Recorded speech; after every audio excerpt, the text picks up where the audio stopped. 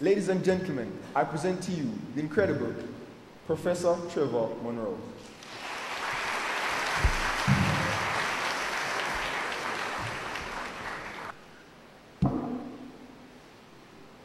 Mr. Chairman, honorable customers, distinguished ladies and gentlemen of the platform, students, parents, well-wishers of Munro College, good morning. May I first of all thank the Deputy Head Prefect for those very warm words of introduction.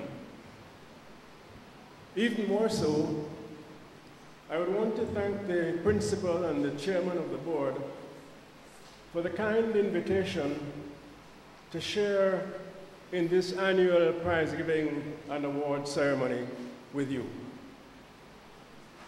Quite apart from personally giving special congratulations to each and every awardee here this morning, the invitation gives me the opportunity to meet and to learn more about my namesake, Munro. After all, if you look at your program, you will see that only one letter, the letter E, separates Munro, the college, from Trevor Munro, me. And I dare say in the public mind, for better and for worse, we often are regarded as very much one and the same. In fact, it was a few weeks ago, on September 25, I believe it was, the headline in the Jamaica Observer was, and here I quote, "Munro apologizes." And arising from that appropriate and gracious apology from the chairman of the Munro Dickinson Trust, I received numerous calls. What have you apologized for now? You have a lot to apologize for, but what have you apologized for? I had to say, as Shaggy sang, it wasn't me. Then, a couple of days after that, the headline was the opposite. And here I quote again. Munro's College's Antonio Davis earns $50,000 award as Bisinco Youth Leader Scholar. Then I got calls congratulating me that your school, my school, continues to do well. This time I have to confess I did hesitate to say it wasn't me. But in the interest of transparency and accountability and integrity, I did indicate that it was not really my school. Nevertheless, students, ladies and gentlemen, for very many reasons, I do feel a very special kinship with Munro. Your school and mine, St. George's, are among the top 3 boys' schools in the entire island of Jamaica, based on the 2013 CSEC and CAPE results, and I want to congratulate you for that.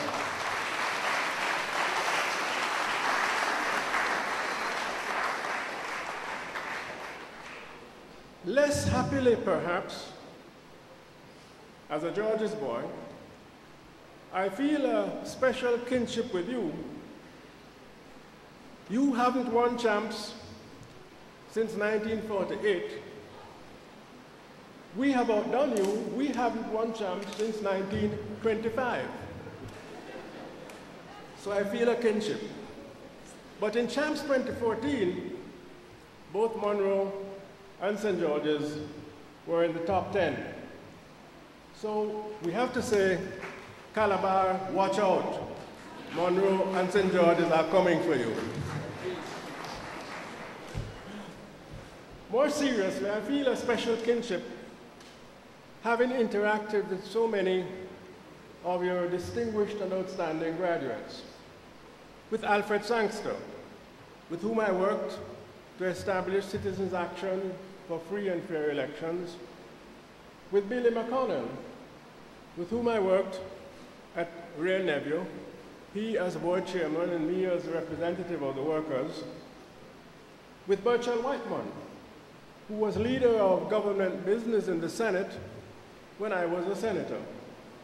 With Professor Mervyn Morris, who preceded me as a Rhodes Scholar at Oxford, and with whom I shared very many collegial moments at the University of the West Indies. And what struck me about each and every one of these distinguished graduates and others whom I have met is that Munroians combined high achievement, as each of them did, with humility and a respect for all. But most of all, ladies and gentlemen, I feel a special kinship to Munro because of the core values which this institution espouses. 3 of those core values are particularly dear to my heart: integrity, accountability, excellence. This last, excellence, forms part of the theme of your ceremony today, embracing excellence through endless possibilities. Embracing excellence, as you know, means cherishing high achievement, nurturing distinction, valuing accomplishment. And possibilities, as you also know, means opportunities. Seeing potential where others may see insurmountable obstacles. Each of you, awardees here this morning, and I dare say your parents, and of course, let us not forget your teachers. Each of you is here receiving a prize because you were not satisfied with mediocrity. You did not see only the problems, which I'm sure each of you in one way or another faced. You saw and you seized the opportunity, the possibility to excel. In so doing, you must have become aware of your shortcomings and your weaknesses. All of us have shortcomings and weaknesses. And at the same time, you must have tried and succeeded in converting, through hard work, those adversities into opportunities. In much the same way, I hasten to add that one of the most outstanding Jamaicans of your generation has done. I speak of Usain Bolt. Take a look when you have time at his book, Usain Bolt's book. The book is entitled Usain Bolt, My Story. In that book, believe it or not, Usain recognized, and here I quote, that being 6'5" with size 13 feet is not good for a sprinter, end of quotes. Because, he pointed out, because of the height, it takes time to get going, and starting is a problem. Usain tells us how much work it took him to ensure that the first 4 strides are powerful, that you rise gradually so that you become upright at 50 meters, not before, and that you convert the long strides into an advantage by matching the stride frequency of the shorter sprinters. How did Usain Bolt convert that initial adversity, that initial shortcoming into a possibility, into an opportunity for excellence. Here are his exact words, and here I quote. And I want you students in particular to pay attention. Usain says, I had to practice, practice, practice, practice, and did so much work on it. End of quotes. Dear Munroean Prize winners, I am sure you can identify with that experience, and I do hope that your experience of a similar nature is teaching you a lifelong lesson. Since throughout your school life and after, you shall face shortcomings, personal or otherwise. You shall face career frustrations, which you shall have to overcome and not allow to daunt you. Recall that Bolt failed to win any event in the Class 3 age group at Champs. And both Veronica Campbell-Brown and Shelley Ann Fraser-Price suffered crushing defeats in their initial outings at Champs before going on to win for their school teams and to excel for Jamaica. In all of this, remember, you are born in a country and bred amongst a people, the Jamaican people, who have often in history and continue in the present to display excellence and high achievement, realizing possibilities where there seem to have been none.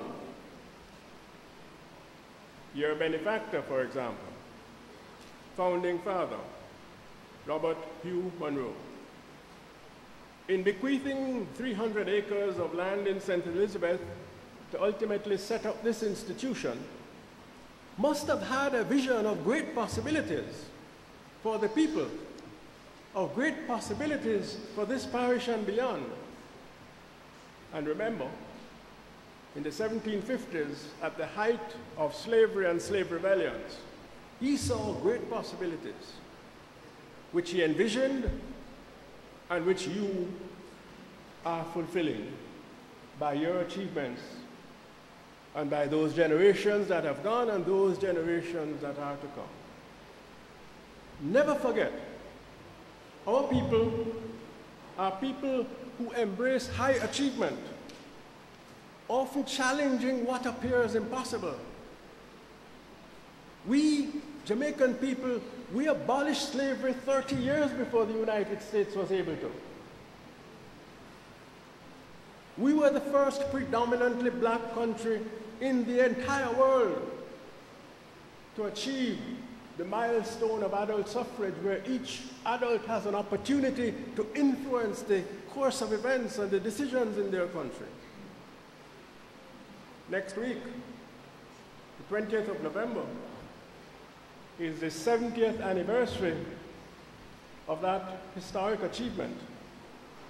And I need you to remember, if you knew, and I need you to know if you did not, that one of the leaders in that epoch-making process, which carried the Jamaican people to the front of the black world, was an outstanding graduate of Munro College, of this college, by the name of Richard Hart, an outstanding graduate of this college, and I ask you to remember him. He passed away recently.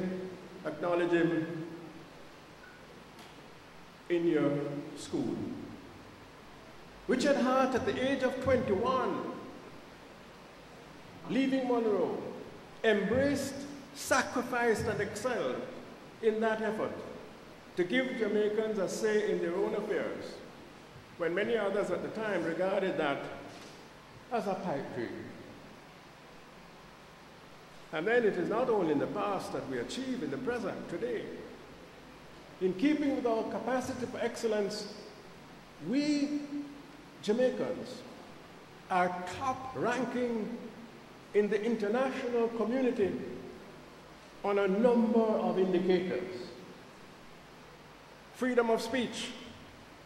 We are more free to speak our mind and to have the media carry our thoughts and our words than in 90% of the countries of the world, including the United States and including countries like Canada and the United Kingdom.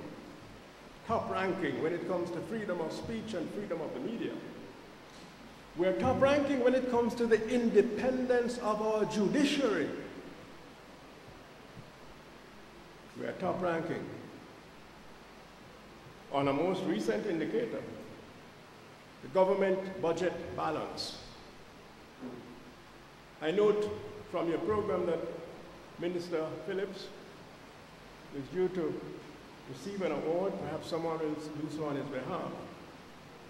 But he has to take considerable merit, and we, the people, have to also acknowledge that Jamaica's movement globally in relation to the government budget balance has been primarily led by him and us, the people, following.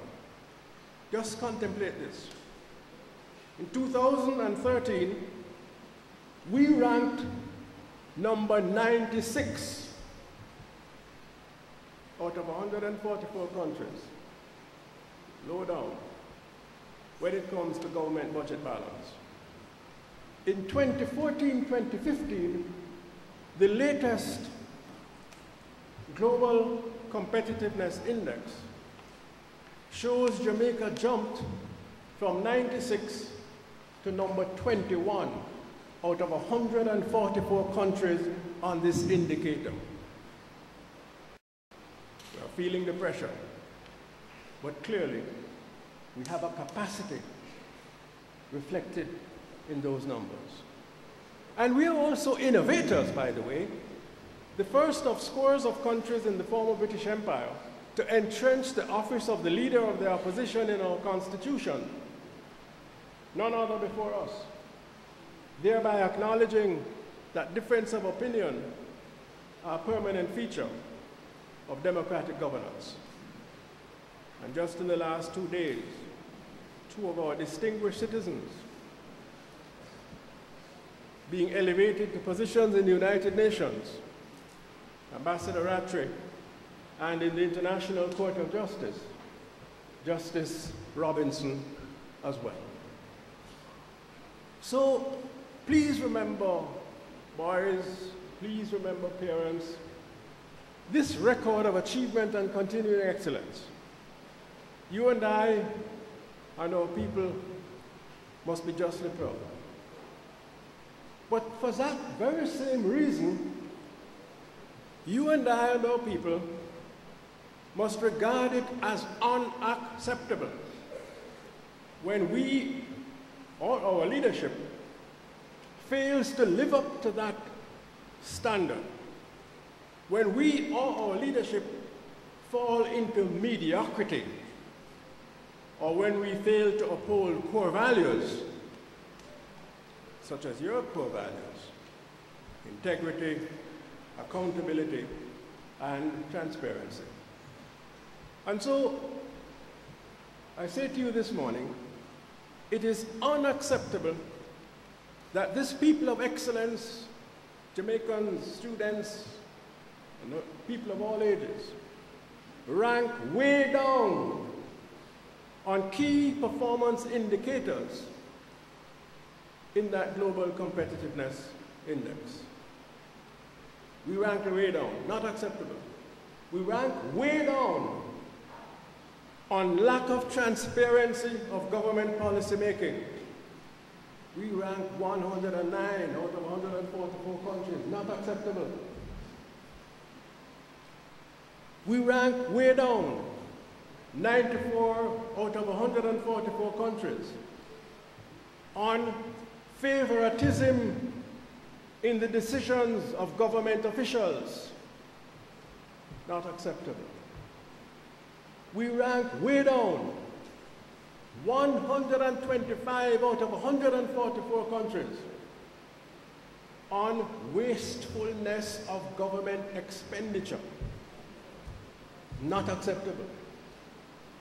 And it is not acceptable that on income inequality, the gap between the top and the rest of our society, Jamaica, land we love, is second worst in the entire Western Hemisphere. Not acceptable. None of those lowly ranks is where we, a people of talent, belong. Not as prize winners on these indicators, but failing to make a passing grade. In this context, we have to be very frank. The recent behavior of the board of the National Housing Trust and the answers to the questions provided by the Prime Minister, instead of overcoming these deficiencies in governance, would have contributed to Jamaica's underperformance, and those deficiencies need to be corrected. There has to be more transparency, there has to be more openness with the public of Jamaica, regardless of political persuasion. We have to know what is going on.